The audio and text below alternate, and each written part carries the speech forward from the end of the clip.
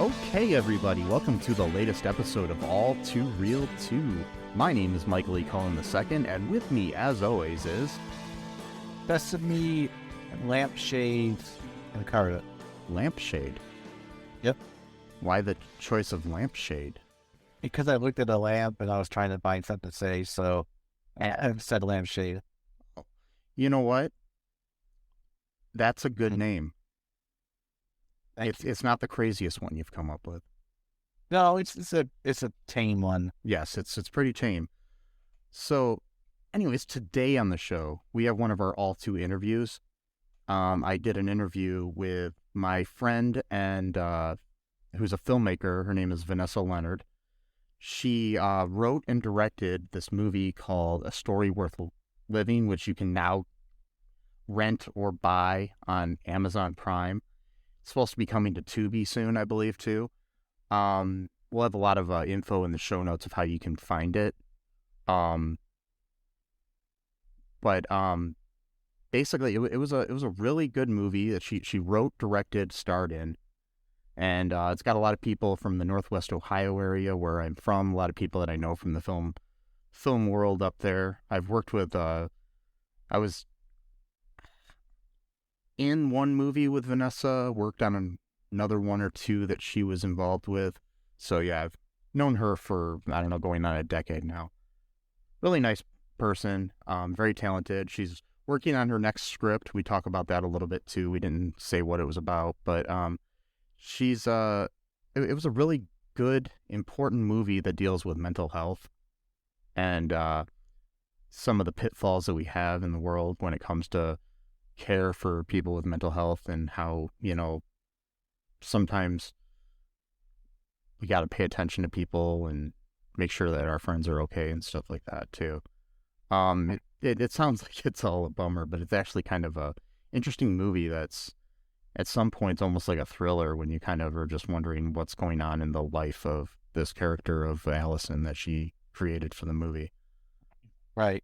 Yeah, and I mean, I thought it was an important movie for people to watch, especially if you have any kind of mental health issues or know anybody that does in your life. Yeah, we should review it sometime. Oh, definitely, we could do that. Yeah, I think definitely we could review it for the podcast. I really enjoyed it. I would highly recommend anybody go to Amazon right now where you can rent or buy it. There's lots of other info that you can find about it that I will have in the show notes, so you can find all the information about where you can see the movie. She toured this movie around the country too, which was awesome, and around the world in different festivals. It had its premiere at the Chinese Theater in Los Angeles. So yeah, so you know, it's a really famous place. So yeah, it is. So yeah, she had a lot going for her. It kind of inspired me to start writing more. I mean, I was already writing a screenplay that I'm working on right now while I watched it, but it actually gave me a little bit of inspiration. So, anyways, here's my interview here with Vanessa Leonard. All right, first I'd like to welcome Vanessa Leonard to the podcast here. How are you doing today, Vanessa? I'm well. The sun is shining, and I'm grateful to be here. Thanks for having me, Michael. Oh, no problem. First, I just wanted to congratulate you on Story Worth Living. It was a great film. I really enjoyed it. Seems like a lot of work went into it, and great cast and crew and everything. Yeah, thank you so much.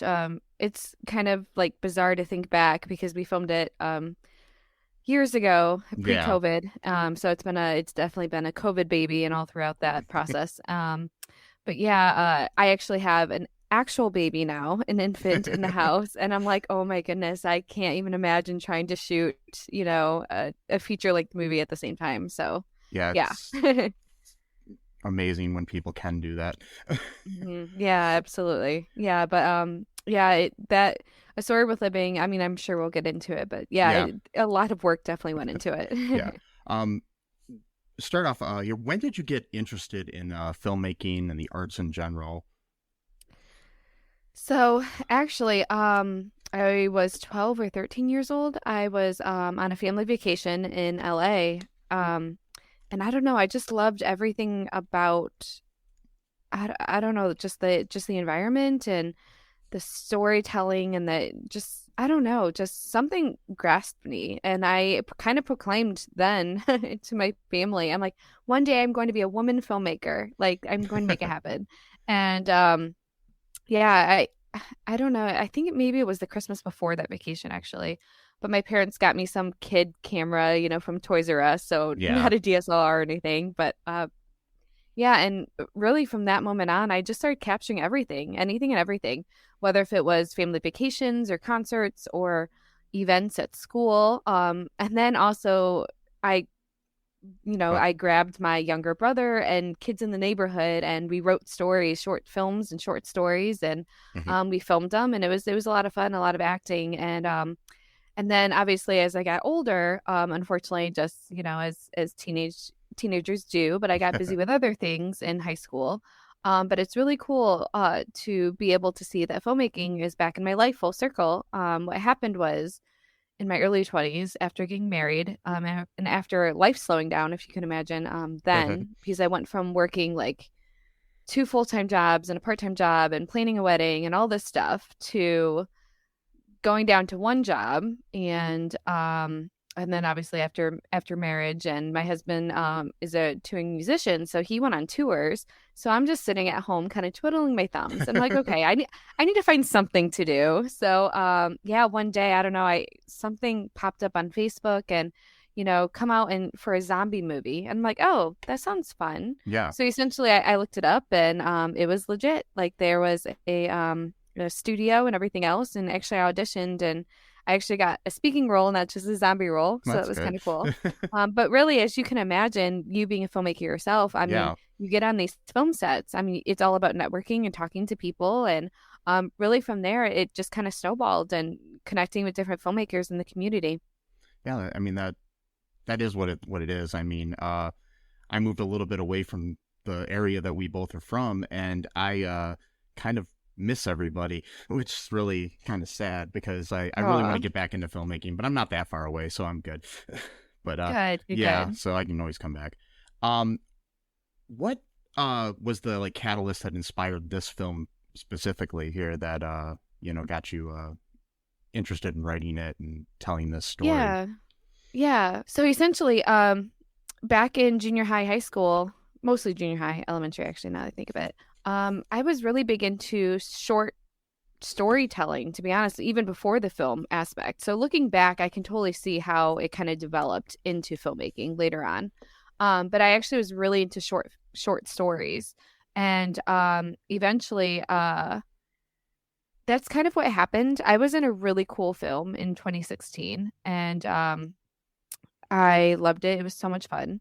But unfortunately, after it premiered, nothing really came about from it. And I remember kind of when I Okay. got into filmmaking in 2012 in my adulthood, in my adult life, I should say, Yeah. I kind of proclaimed inwardly to myself that I would like to get into a film festival I could travel to. And I never said it out loud, but I mean, it's obviously, you always think of the big ones, Yeah. Sundance and Tribeca and whatnot. So, and again, I'm sure we'll talk about it, but as I learned, though the bigger ones really only care about the A-listers who are working on independent projects. Yeah. So unless if you have like millions of dollars of investing money behind it, but overall, I mean, I learned pretty quickly that those are pretty unattainable on a pretty low budget film.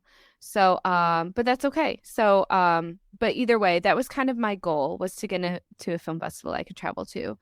And in 2017, I kind of gave myself a pep talk, being the new, New Year's resolution, January Yeah. 2017. And I'm like, Vanessa, you used to write your own films. You used to, or not films, but you used to write your own short stories. Like, let's get back into that. So, it's kind of weird. I kind of not pride myself, but I kind of describe myself as a details person. I'm not an ideas person. I wish I was, but I'm not. And I mean, we all have our weaknesses and strengths, and I definitely recognize that with myself. So essentially, Yeah. I sat on this idea, like, okay, I want to write a film, a feature film. I want it to be a narrative drama, and I want it to be on mental health. But like, where do I go from there? Yeah. And essentially, I remember it was either January, February of 2017. I sat down with local filmmaker Larry Williams, Mhm. and he definitely gave me a pep talk, and he's like, nothing is new under the sun. Everything is kind of copied in one way or another. And maybe copied isn't the right word for it, Yeah. but duplicated. There's not a lot of unique stories out Yeah, there. they say there's only about like 8 stories and that are just kind of told in different ways over and over again. So yeah. Yep, exactly. So he said, essentially, you just need to come at a story with a different angle. Just change the perspective just ever so slightly. So I'm like, okay. So again, I told him, I'm like, this is what I want. I want a drama about mental health. So essentially, I was just kind of spewing that, just for weeks. And eventually one night, occasionally, not so much anymore because I'll take all the sleep I can get. But pre-baby, Yeah. I would have cases of insomnia, and Okay. I would have a notepad or probably my phone, let's be honest, Yeah. next to my bed. Mhm. And one night I just kind of woke up, or again, insomnia, but I was awake and I saw the movie from start to finish. I saw what the first scene was going to be and what the last scene was going to be. Wow. And really from there, I just had to fill in the gaps. And hello, I'm a details person. So that came very easy for me. Yeah. But yeah, essentially I saw the film and I'm just like, okay, I know exactly where the story is coming from and what angle and what I'm going to write about. So the very next day, which this is probably bad writing, and it's actually kind of funny because I'm slowly starting. I started it, I want to say a year or two ago, but I'm slowly starting it, or writing my next feature, and I have an outline for it. Yeah. It's just really sitting down to write it. But I will say this: I did not have an outline for A Story Worth Living. I just cranked it out. Like the very next day, I had 40 pages written, and then by the end of the week, I had a full script. And again, it was. I guess the expression is pen to paper. It was just Yeah. fingers to keyboard, I Mhm. mean, I was just hunkering it out. I don't even know if hunkering's a word. Bear with me. Sleep deprived. It's good. But Sounds like a word. It's okay. right. Maybe cranking it out. Yeah. But yeah, I just saw it and I just ran with it. So and then of course I kind of sat on it. I took my time. Summer of 2017, I did some odd jobs, marketing jobs, to save up for just the budget. And I also took my time with the script to see if I can add to it, take away. And I had a couple of close friends read it, and they also gave their 2 cents on it as well. So overall, though, we didn't delete any scenes, which is pretty cool because I mean, everything that was specifically for the film was very intentional. Yeah. So, and I like that about Did you add any the scenes? script. I did, yeah. Yeah. So, for those who've seen it, the bar scene was definitely added. And then I want to say, yeah, and then the ending changed too. Oh, okay. So like with the phone calls and different things. Yeah. That was different as well. That was not in the original script. So yeah, we definitely changed a couple things, but overall, like no scenes per se were deleted. Yeah. So, but yeah, so it was fun. It was fun writing for sure. Yeah, as someone myself who I suffer with anxiety and depression, I just want to say thank you for making this film because it's a subject that, I mean, we talk about more openly now than we did in the past, but it's still not something that is completely mainstream and sometimes is actually frowned upon. And it's good to have, even if you just have a side character who has some anxiety or mental illness or something that they're going through, it helps to be seen. I mean, anybody, Right. and any kind of representation in film is good. Yeah. It normalizes the Yeah. topic. I mean, pre-COVID, I mean, 1 in 5 adults have some sort of mental or emotional trauma. I can Yeah. only imagine what those numbers are now. Oh yeah. So this film is definitely very timely. But what the reason why I wanted to touch base on mental health is because one, to normalize the topic. My husband has an extreme anxiety disorder. I have friends with bipolar, borderline personality, depression.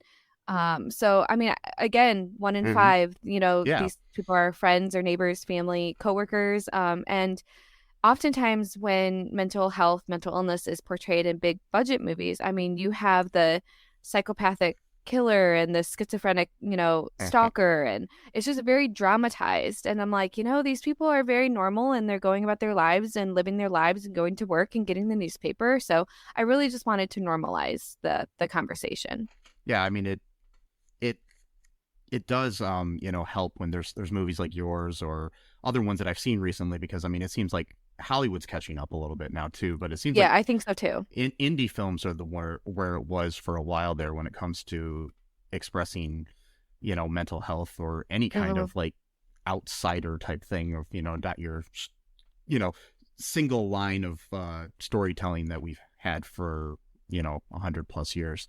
Mhm. But yeah, Yeah, I agree. um how did you I mean you said you wrote it all in like one day. Did you have the Yeah. characters in mind and everything like right before you started writing? Did you, because you said you didn't do any kind of outlines, so I was just Yeah, so I curious. didn't Yeah. do any outlines. So originally, yes, I think all the characters Eh. were true to the original script. I think the character Brittany was added Uh-huh. just again to show a little bit more conflict. Yeah.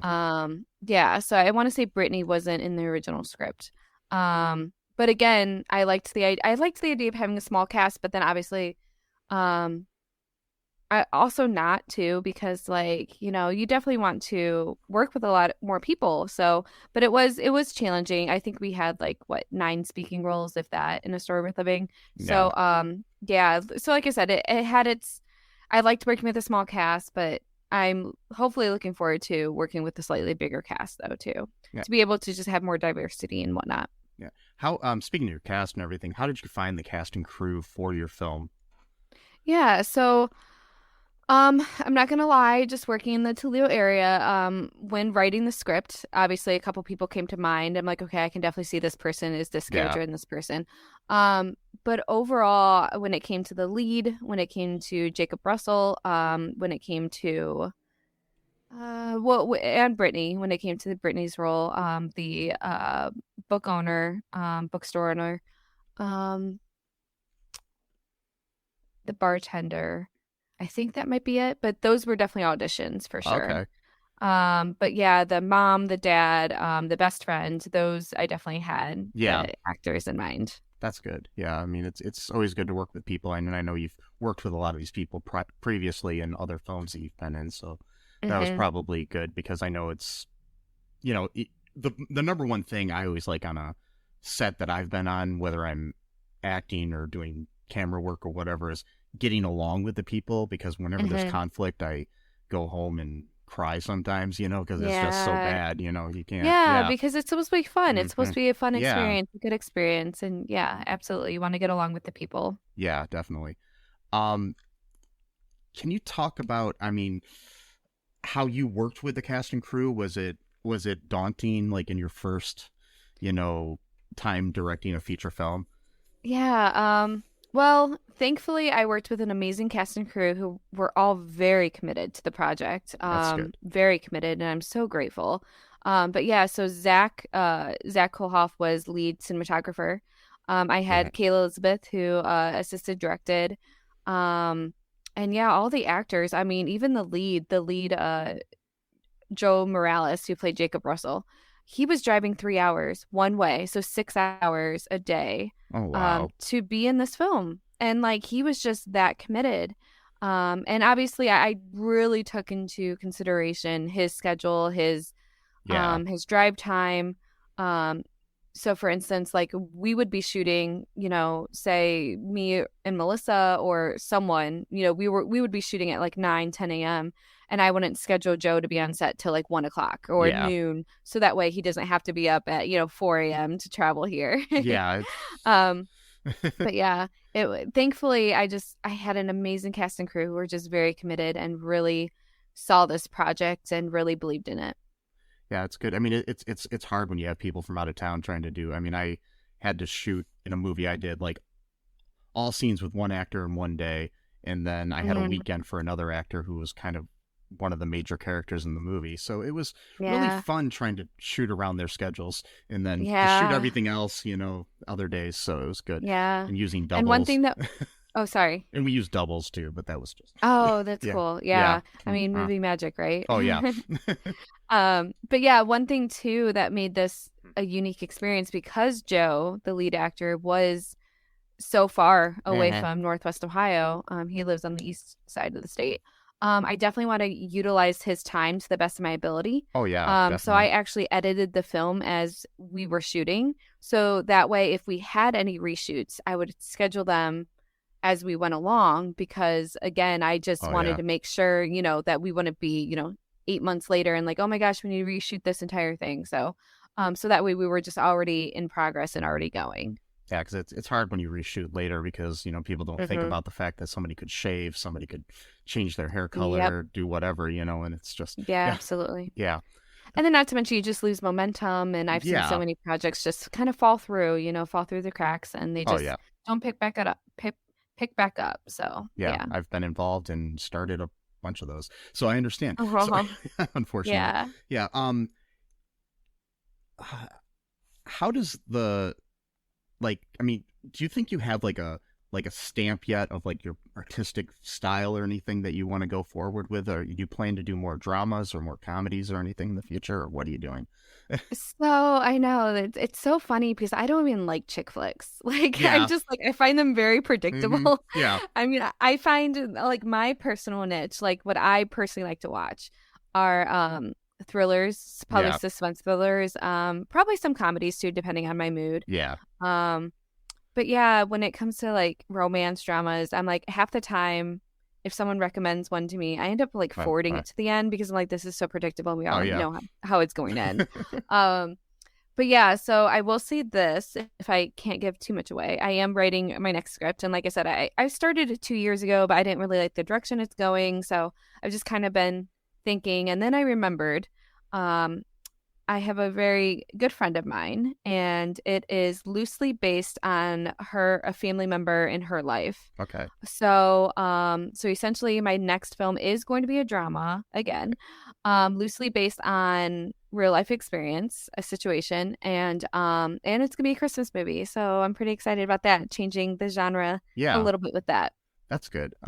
Yeah, because I actually like the fact that you did a drama because a lot of indie films, like especially in the Toledo area, tended to be more like horror based for a while. And I mean, I was involved with a couple, but it's just, it's good to see a different genre. I mean, because actually my particular favorite genre is drama, so it was good to see that. Oh, so that's I was really awesome. happy to see that because well, thank you.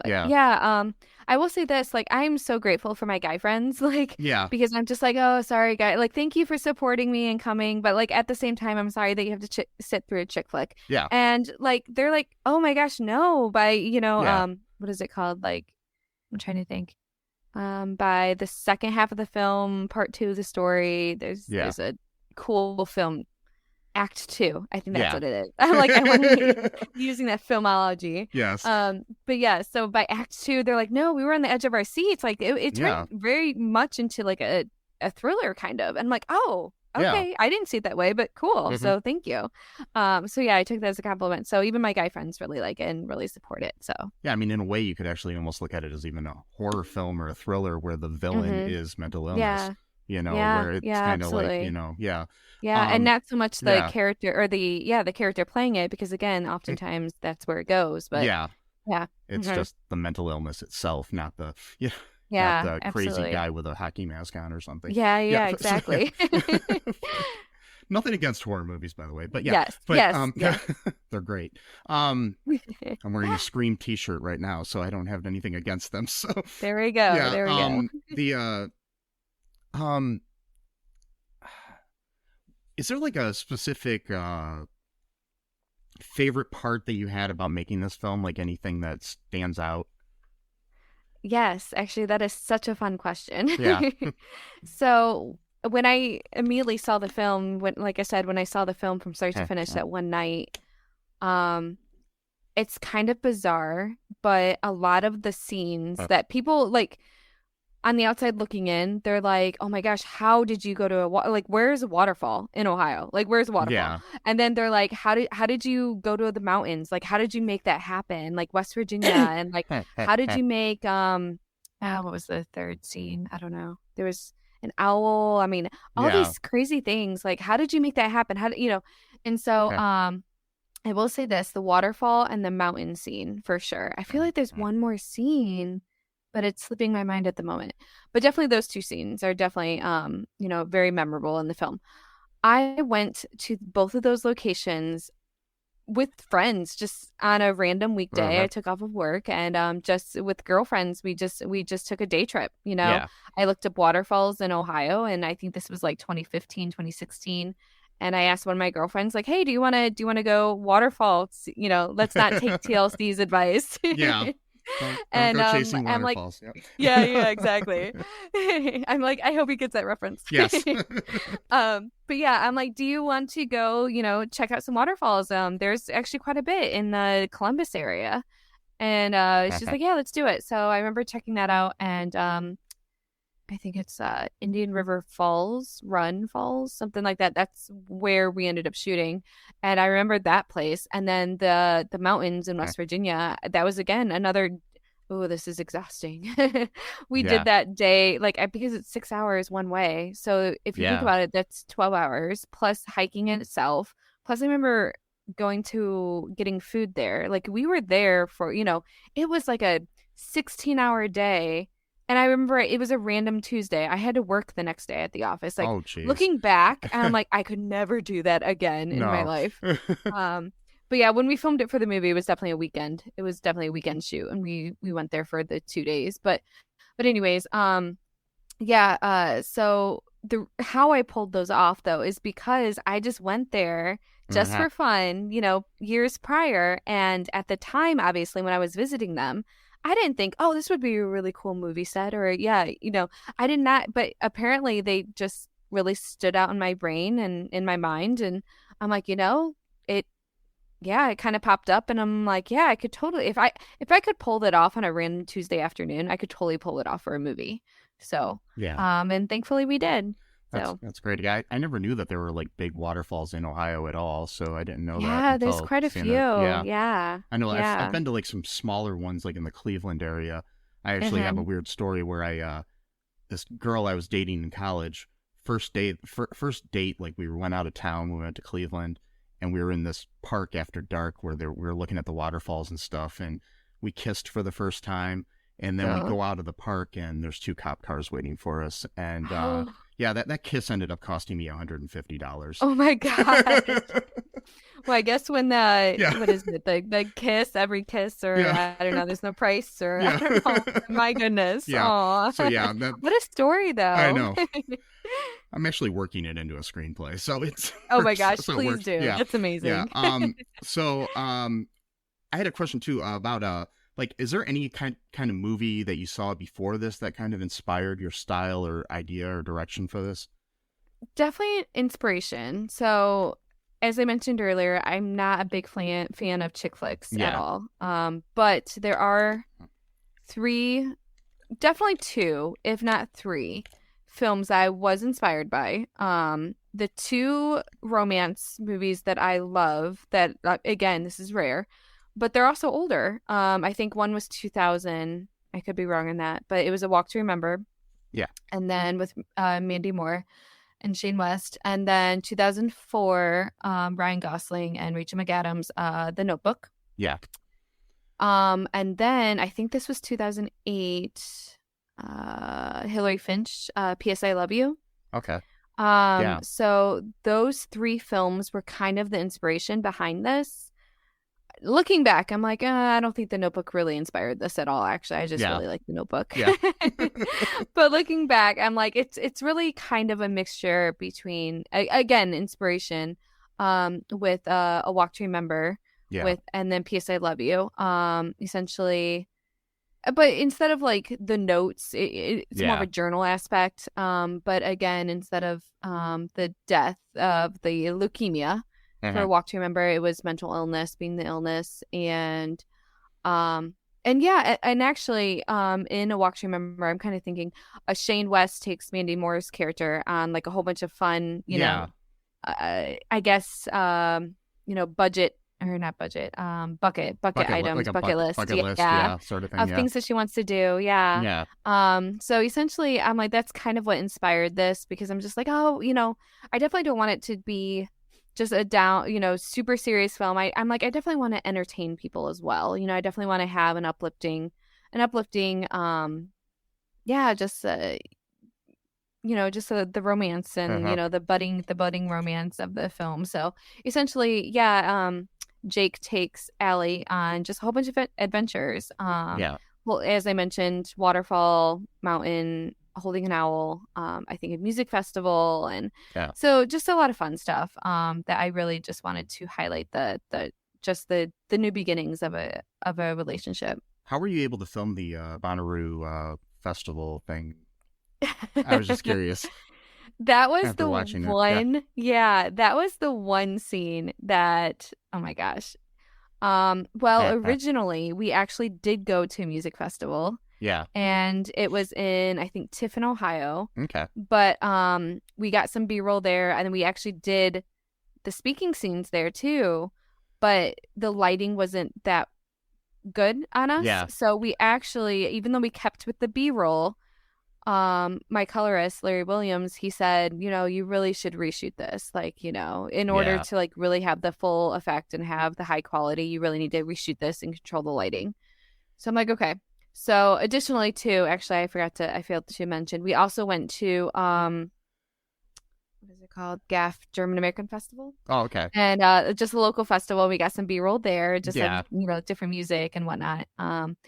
And in a crowd. So essentially we got some footage there. But when it came to the actual speaking scenes, because again, we had to do it in a very controlled environment. Yeah. So we were looking at so many options, just locally. Like there's a church off a local or nearby that has a big hill in the back. Like we were definitely thinking of places like, where can we shoot with the controlled lighting, but also, that is remote, that wouldn't draw a lot of attention. Yeah. It also has a hill. So essentially, so ridiculous. My sound engineer is like, my parents' backyard has kind of a hill, living in Sylvania. So we filmed till like 4 a.m. and it was actually, I think that was the last scene for Joe, and I think it was like end of September, and it was like 40-50 degrees. So in between takes, we were like wiping our noses because it was so cold, and we were trying to hide our breath. But yeah, and if you're wondering about the lights too, so we had battery powered lights and with controlled lighting. Yeah. But with the lights in the back, those were just Christmas lights. Like it's so funny. We just filmed the speaking lines in someone's backyard at 3 a.m. Great. Yeah. Yeah. Movie magic. Yeah. Absolutely. I was wondering, I figured there was some kind of movie magic employed in there, but it worked out really well, I thought. And thank you. And it's kind of crazy. I mean, as I explained it all, but that's 3 different locations for what, a 60-second, scene. So it's crazy. Yeah. It's amazing when you can shoot like, I've done things in the past where I shoot one side of a conversation in like a different state and the other side of the conversation. So it's just, Oh my word. And it makes for the coolest stories in the end. Yeah. Yeah. It's like one in Michigan, one in Ohio, and you're just like, okay, that's that amazing. works. Yeah. Nobody knows. Right. So finally, no, not finally, but one question before my final question. You change your hair color, your character changes her hair color in the movie. Did you ever have to go back to the other color, or did you make sure you shot things in order? Yeah, so again, I don't even know where that came from, but I think that was kind of like inspired by like just actually my own story of like I've always wanted to. I was bleach blonde up until like age 5 or 6, and then my hair just gradually got getting darker, and I don't know, I just really wanted to try the blonde out again in my, I guess, adult life, so I did. And before going back to my natural color, which is brunette, I'm just like, I want to utilize this and write into a movie for fun. Yeah. So essentially, I was blonde throughout the entire movie. What made me have the brunette hair was honestly like Halloween spray. Like I was so almost every week I was ordering spray off of Amazon or something. Just the brunette that's crazy. spray. Yeah. So it was just the really heavy duty hairspray, and I was debating about getting a wig, but I'm like, I feel like people would be able to tell. Yeah, wigs are really hard to pull off, I think. Yeah. So I really debated, but man, once I got the last brunette scene out of the way, like even Joe looked at me. He's like, "Aren't you happy that you don't have to spray your hair anymore?" And I'm like, "You have no idea. You have no idea." So it was a pain for sure. And I have one final fun question that I like to ask people when they're on the show sometimes. What is your guilty pleasure movie? Like something that you are almost afraid to admit you like? Well, yeah. What is... I can definitely answer that in a TV show. No, that's fine. TV shows work too. Yeah. Okay. So, well, actually 2 shows come to mind. So I don't know why, but I was really drawn to the show Younger. I mean, honestly, it was probably Hilary Duff and just my teenage, Lizzie McGuire days. But that's not typically the type of shows that I gravitate to. So I really loved the show Younger. I mean, I binged like the first 3 seasons in like a day. I mean, it was fantastic. As far as other TV show too, again, not a big reality TV show person. I don't know. I just have never really gotten into them. But one show that this is definitely my guilty pleasure. Selling Sunset. It's a show on Netflix about realtors. Yeah. And it's so funny. I visited LA actually a couple times in the last couple years, and I hope to make it out there this year, but we'll see. But to visit a friend. But I remember it was like May of 2019, I think I was in LA, and that was like I think the month that Selling Sunset came out, and I think I watched it before I went there. I'm like, I need to go, look at The Office. So I remember walking to the Selling Sunset office. Well, what is it? Oppenheim Group. I remember walking there. I think I don't know. I don't think it was from my Airbnb. I was somewhere in the area. It was definitely on Sunset Boulevard. But yeah, and I got there like 10 minutes after they closed. And I'm like, geez. oh, crap. That would have been so cool. Because I guess they do like walk out and say hi. Like if they see people, they'll walk out and That's say cool. hi. Yeah. So not that I'm like super fangirly or anything. Yeah. But it still would have been fun to see. So I snapped a picture of The Office and just kind of kept walking. But that's definitely my guilty pleasure, like reality TV show. Because again, I don't watch many, but there's something about that show, and the drama really does suck me in, and I'm not even like that type of person. So, but yeah, I understand. My guilty pleasure is like Catfish for some reason. I just can't get enough of that show for some reason. That's so funny. I love it. So, yeah. That's awesome. Anyways, do you have anything else you would like to tell our audience or anything before I let you go?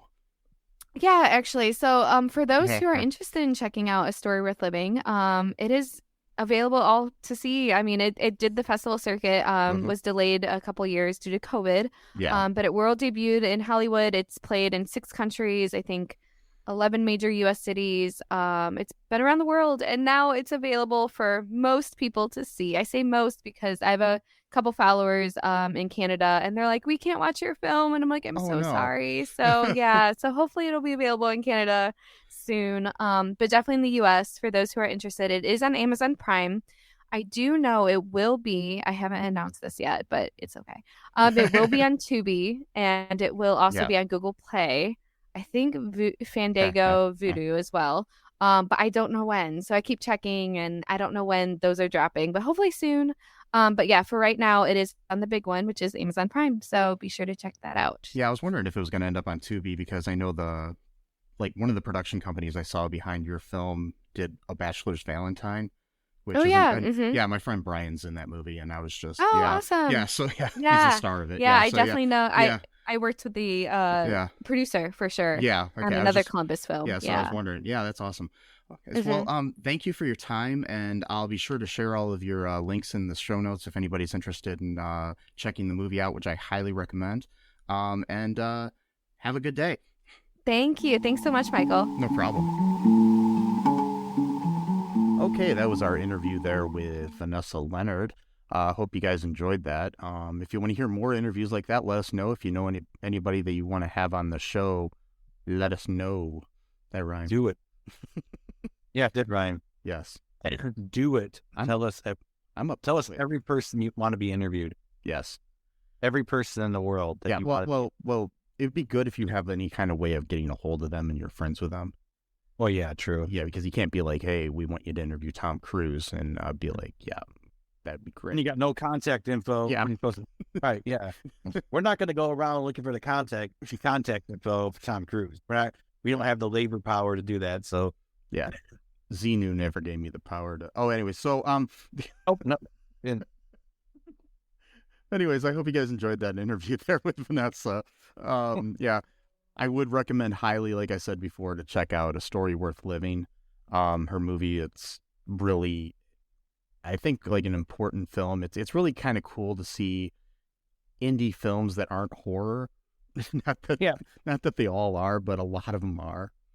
Which makes sense. I love horror, but they're easy to make too. So, yeah, they're cheaper to make. So yeah, and and if you find that interesting, I've got some other people coming up too with that are indie filmmakers, which I really am interested in talking to, that I've reached out to, and some have said yes to be on the show. So, and if you are an indie filmmaker and you're listening to this, or an actor or musician or anybody, and you want to be on the show, let us know.